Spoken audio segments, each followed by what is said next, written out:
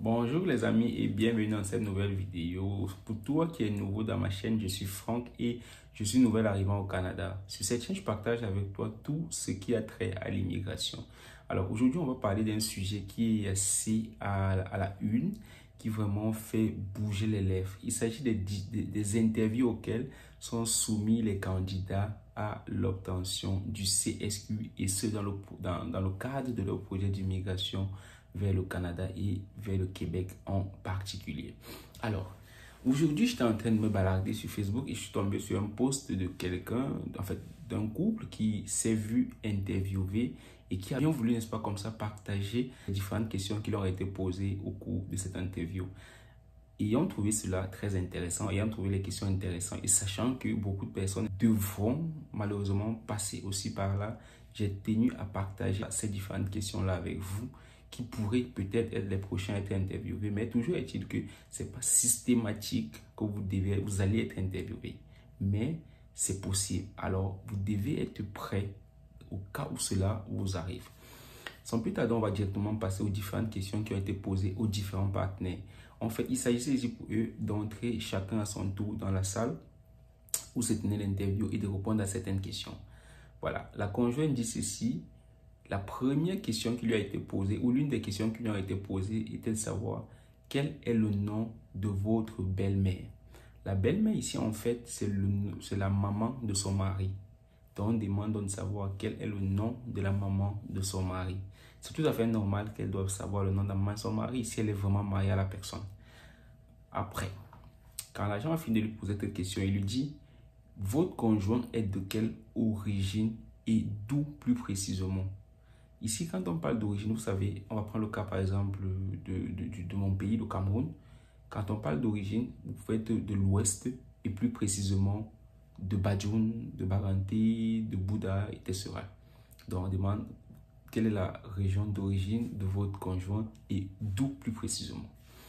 Bien évidemment, elle devrait savoir. Donc, ce ne sont pas des questions pièges en fait. Ce sont des questions auxquelles elle devrait avoir des réponses. Ceci pour vous dire que l'interview, ce n'est pas une façon de vous chasser, de vous refuser le CSQ. Non, c'est juste une façon de se rassurer qu'effectivement, c'est vraiment légitime la relation que vous entretenez avec votre partenaire. C'est vraiment légal. Vous êtes vraiment employé dans l'entreprise que vous avez déclarée. Alors, au mari, voilà l'une des questions qu'on lui a posées quand on a fini de poser les deux premières questions à sa femme. On lui a demandé quels sont les noms de ses collègues parce que l'emploi qu'il a déclaré est un emploi apparemment autonome, donc il est patron de lui-même, il a plusieurs associés. Donc voilà, on lui a demandé donc quels sont les noms de ses collègues. Par collègue, on voulait par exemple dire associé, donc je m'en doute. Alors, quels sont les noms de ses collègues? Il devrait bien sûr être capable de répondre à ça. Alors, une autre question qu'on lui a posée, c'est comment procédez-vous pour soumissionner aux offres d'emploi? En tant que propriétaire d'entreprise, il devrait bien sûr savoir comment est-ce que vous vous y prenez pour soumettre, n'est-ce pas, comme ça, vos candidatures aux différentes offres d'emploi. Après, on a fait revenir la dame et on lui a demandé pourquoi tu veux aller au Canada et plus précisément au Québec.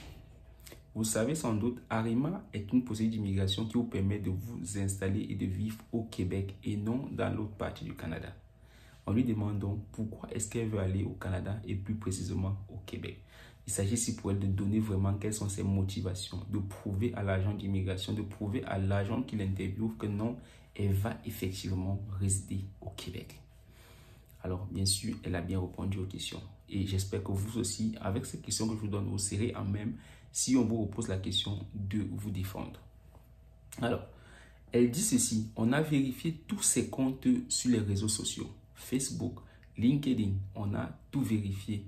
Vous serez rassuré effectivement que toutes les dates qu'elle a déclarées dans ses attestations, dans tout ce qu'elle a déclaré comme documentation professionnelle, sont effectivement ceux qu'elle a mis en ligne.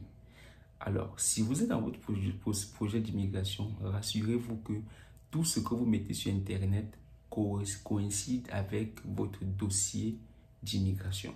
Si vous déclarez que vous avez commencé à travailler en 2020, à l'immigration et vous partez déclarer sur LinkedIn que vous avez commencé à travailler en 2018, c'est un problème. C'est un problème. Donc, faites l'effort que tout ce que vous déclarez sur les médias sociaux soit vraiment cohérent et vont dans le sens de votre projet d'immigration. Après, quand on a fini ça, on lui a posé des questions techniques relatives à son emploi. Vous voyez? qu'est-ce qu'elle fait de ses journées, c'est quoi les tâches qu'elle fait. Ceci, c'est pour vérifier qu'effectivement, toutes les tâches qu'elle a déclarées sur ces différentes attestations, c'est vraiment ce qu'elle fait. Et ils vont même jusqu'à lui poser, lui demander, n'est-ce pas comme ça, voilà, de raconter ses journées. Donc, il ne suffit pas seulement de dire ce qu'elle fait, mais de raconter comment elle fait. Vous voyez, donc c'est assez impressionnant, les amis, comment il peut vous poser des questions qui semblent vraiment, voilà, qui semblent plutôt logiques, mais à un autre niveau, si vous prenez mal, c'est votre projet d'immigration qui tombe à l'eau.